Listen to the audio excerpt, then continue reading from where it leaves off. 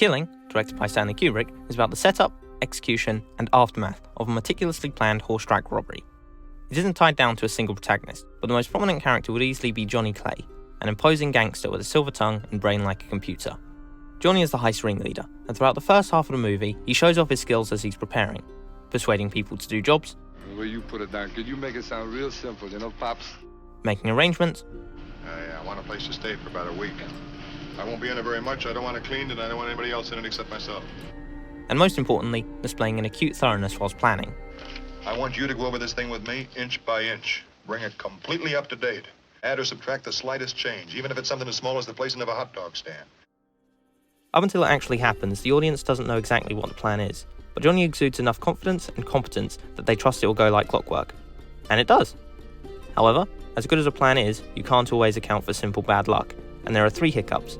The first, despite being pretty bad for the guy involved, doesn't directly affect the heist, and the second was easily solved with some improvising. But the third was a little bit more complicated. During the getaway, Johnny gets stuck in traffic. Meanwhile, his crew members, George, Marvin, Mike and Randy, are waiting for him. But George's wife's boyfriend arrives to steal the money they rightfully robbed. There's a shootout, and pretty much everyone's killed. It's at this point things get really bad. I've already outlined bad luck as an issue of planning, but another problem is things you just aren't aware of, so have no way to account for.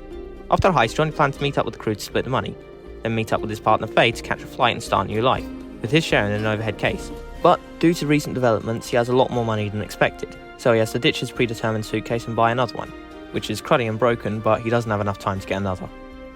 When he gets to the airport, he's told the case is too large for him to carry on, and will need to be checked in. And this is where Johnny's skills fail him, as he can't talk or threaten his way around regulations, though he does make an increasingly pathetic attempt.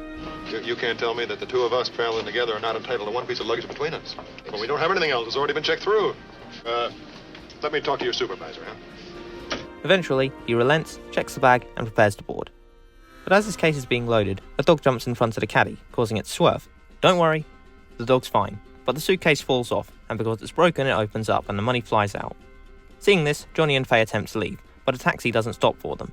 They notice some guys who are presumably police officers looking their way, and Faye tells Johnny to run, but he says, What's the difference?